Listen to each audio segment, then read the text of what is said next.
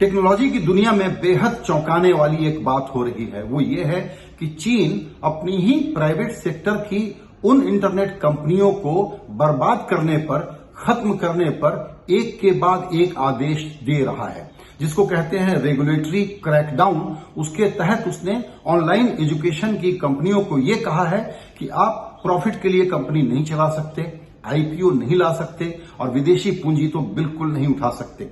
ज्यादातर कंपनियां जिन पर हमला हो रहा है इस वक्त चीन में, वो सब अमेरिका में, हांगकांग में, शंघाई में लिस्टेड हैं, लेकिन ये वो कंपनियां हैं जो कंज्यूमर इंटरनेट स्पेस में ऑपरेट करती हैं।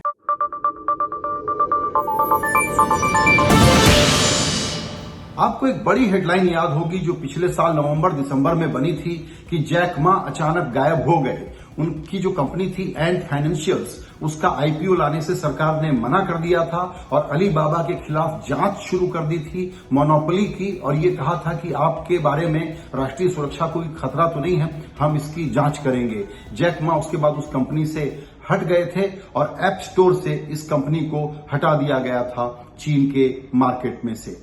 अब जो राइड हेलिंग कंपनी है उबर की तरह से डीडी, उसको भी, उसके खिलाफ भी जांच के आदेश दिए गए हैं। तो fintech, consumer commerce, online shopping, fun और गेम वाली कंपनियां, इन तमाम कंपनियों पर चीन का एक बहुत बड़ा हमला चल रहा है और दुनिया भर के एक्सपर्ट माथापच्ची कर रहे हैं कि चीन अपनी ही कंपनियों को बर्बाद करने पर क्यों तुला हुआ है। दरअसल ये कहानी बहुत गूढ़ है और इसको समझना बेहद जरूरी है। आने वाले दिनों में ऐसी खबरें लगातार आती रहेंगी कि जो आईपीओ आने थे, करीबन 60 एक आईपीओ प्लान हो रहे थे चीन की प्राइवेट कंपनियों के, जो ज्यादातर अमेरिका में लिस्ट होना चाहते थे, अब वो लिस्ट नहीं हो पाएंगे। जितनी कंपनियां अमेरिका के बाजार में हैं, उनकी वैल्यू लगातार गिर रही है और जिस ऑनलाइन एजुकेशन को $100 बिलियन का बाजार माना जा रहा था चीन में, अब उसकी वैल्यूएशन लोग $25 बिलियन पर कर रहे हैं।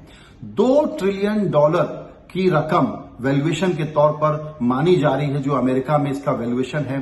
चीन से जुड़ी हुई कंपनियां जिसमें विदेशी निवेश है, इस वक्त वो क्वेश्चन मार्क में खड़ी हुई हैं। इन कंपनियों का भविष्य क्या होगा किसी को नहीं पता है। अमेरिका का जो व्यू है वो शायद ये बनता है कि ये इंसुलर होना चाह रहे हैं, इनवर्ड लुकिंग होना चाह रहे हैं। ये चाहते हैं कि अमेरिका का विदेशी निवेश वहां न जाए, उससे उनको थोड़ा डर लगता होगा। ये फ्री मार्केट इकोनॉमी के सिद्धांत के खिलाफ है, लेकिन ये सब शायद सिंप्लीफाइड परिभाषा होगी, सिंप्लीफाइड एनालिसिस होगा जो इस वक्त चीन करने पर लगा हुआ है। अब थोड़ा भारत के संदर्भ में देख लीजिए। यहां भी जिन कंज्यूमर इंटरनेट कंपनियों को लेकर के हम बहुत खुश हो रहे हैं, एक्साइटेड हो रहे हैं, फूड डिलीवरी कंपनी के आईपीओ के आने से, या किसी पेमेंट कंपनी का जो आईपीओ आने वाला है उसके बारे में, या ऑनलाइन एजुकेशन के बारे में, दुनिया की एक सबसे बड़ी कंपनी भारत से निकल करके आ रही है, तो ध्यान देने की बात यह है कि ये सब कॉपी कैट कंपनियां हैं। ये ओरिजिनल इनोवेशन नहीं है। जो अमेरिका में सिलिकॉन वैली में हुआ है, जो चाइना में हो रहा है, ये उसी का एक्सटेंशन मात्र है। ऐसे में जब हमारे यहां अभी टेक्नोलॉजी का सफर शुरू हुआ है, शुरुआती दौर में है, चाइना का बाजार इतना मैच्योर है, उसके बाद वहां की सरकार अपनी ही कंपनियों पर ऐसा क्रैकडाउन क्यों कर रही है? ध्यान दीजिएगा कि वो किस पर क्रैकडाउन नहीं कर रही है। जिसका संबंध मिलिट्री पावर से है, सीरियस हार्डवेयर से है, सेमीकंडक्टर और चिप्स की इंडस्ट्री से है, टेलीकॉम से है, जिसको सीरियस टेक्नोलॉजी सेक्टर कहा जाए, उसमें वो कोई हाथ नहीं डाल रहे हैं। यानी ZTE पर अटैक नहीं है, ह्यूआवे पर अटैक नहीं है, और ऐसी सेमीकंडक्टर की दर्जनों कंपनियां हैं जिस पर कोई अटैक इस वक्त चीन नहीं कर रहा है। वो पीछे पड़ा है तो उन कंपनियों पर जहां shopping, fun, game, e commerce और गेमिंग वगैरह का सेक्टर आता है। चीन ने शायद ये हिसाब लगाया है कि ये एक प्रकार का डिस्ट्रैक्शन है। ये कुछ कंपनियों के लिए प्रॉफिट और वेल्थ क्रिएशन कर रहा है। ये देश की रियल इकोनॉमी को बढ़ाने के लिए कोई वैल्यू एडिशन नहीं कर रहा है।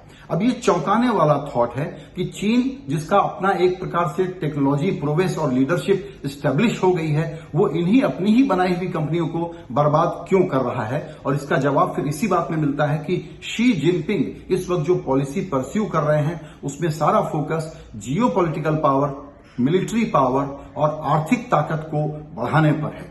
उनको लगता है कि पश्चिमी देशों से, खास करके सिलिकॉन वैली से निकली हुई ये जो कंपनियां fun, game, shopping, e commerce वाली हैं, इससे कोई फायदा नहीं है। एजुकेशन में एक खास समस्या वहां पर यह है कि देश पूरा सामाजिक अवसाद में फंसा हुआ है। सिंगल चाइल्ड पॉलिसी के कारण सारा फोकस यह है कि बच्चे को बस किसी तरीके से पढ़ा दो, तो वो कोई बहुत प्रोडक्टिव इस्तेमाल कम हो रहा है और वो ऊपर की सुपरफिशियल चीजों पर लगा हुआ है और लोग कर्जा ले करके इस पढ़ाई को करने की कोशिश कर रहे हैं। इसीलिए कह दिया गया है कि एजुकेशन की कंपनियां प्रॉफिट नहीं बना सकती। ये बहुत ही गंभीर सोच विचार के बाद हुआ होगा। हम लोग अमेरिका के बरक्स डेमोक्रेसी के कारण और चाइना की तानाशाही के कारण अगर ओवर सिंप्लीफाइड एनालिसिस करेंगे तो गलत नतीजों पर पहुंचेंगे। ये भी ध्यान देने की बात है कि कुछ वक्त पहले अमेरिका कह रहा था कि हम चीनी कंपनियों को बंद कर देंगे क्योंकि वो साइबर सुरक्षा के लिए थोड़ी सी रिस्की कंपनियां हैं। टिकटॉक वगैरह पर बैन लगाने की शुरू में बात भी हुई थी, फिर वो बैन हट गया था, भारत ने भी उसको फॉलो किया था।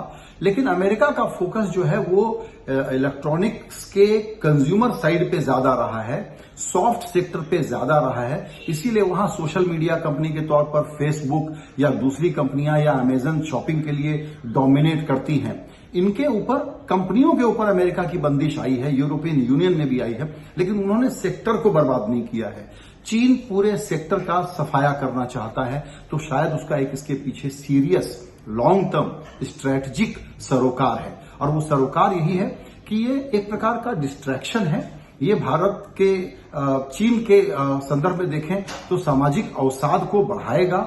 ये हमारे लोगों को प्रोडक्टिव काम में नहीं लगाएगा और इस फोर्स को रिडायरेक्ट करना जरूरी है कि जो स्मार्ट बच्चे हैं वो सीरियस R&D में काम करें, वो मटेरियल पर, इंजीनियरिंग पर, डिजाइन पर, नए फ्यूल पे, इन चीजों पर काम करें, न कि फन, गेम, शॉपिंग में बिजी हो जाएं।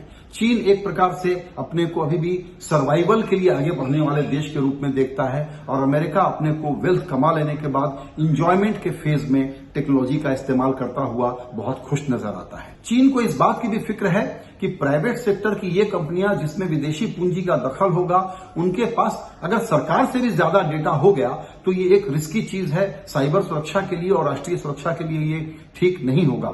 इसीलिए शायद वो इंटरनेट को अपना ऑलरेडी एक प्रकार से स्प्लिंटर नेट जिसको कहते हैं, इंसुलर, कि सिर्फ अंतर्मुखी चीन का अपना इंटरनेट होगा। शायद अमेरिका भी इसी प्रकार की बंदिशें लगाएगा, लेकिन चीन का लक्ष्य जो है वो बड़ा साफ है।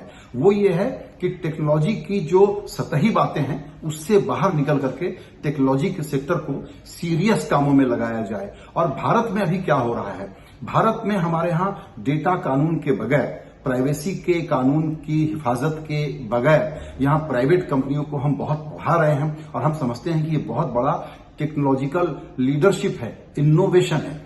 चीन बहुत जल्दी से अपने को एक रास्ता बदलने की तरफ आ गया है। इस पर भारत को ध्यान देने की जरूरत है।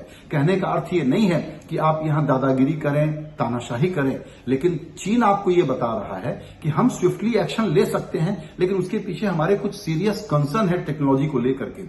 जो सारा एक प्रॉमिस था कि टेक्नोलॉजी इंडिविजुअल को एम्पावर करती है, भारत के संदर्भ में सामाजिक राजनीतिक क्लेश हो रहा है, एम्पावरमेंट कम हो रहा है। जिस विषय पर हम अभी बात करने की कोशिश कर रहे हैं ये बहुत विवाद का है। ये सारे वो सवाल हैं जिस पर बड़ी बहस हो सकती है और लोग अलग अलग राय ले सकते हैं, लेकिन ये तो हमको मानना ही पड़ेगा कि चीन अगर क्रिएटिव डिस्ट्रक्शन पर उतरा है तो शी जिनपिंग एक प्रकार से आप कह सकते हैं, चूंकि हम संहार की बात कर रहे हैं, उसके बाद उनके दिमाग में कोई निर्माण की तस्वीर होगी, तो आप इसको कह सकते हैं कि वो शिव जिनपिंग, शिवजी जो संहार के लिए जाने जाते हैं और निर्माण करते हैं, उस रूप में देखे जाने चाहिए कि ये कोर्स करेक्शन चाइना क्यों कर रहा है, भारत के लिए क्या लर्निंग है, भारत अपने लिए राष्ट्रीय सुरक्षा के हित में एक नया कानून कैसे तेजी से बनाए, एक महफूज और एम्पावरमेंट वाला इंटरनेट कैसे क्रिएट करे, और जो डिस्ट्रैक्शन जिसको चाइना समझता है,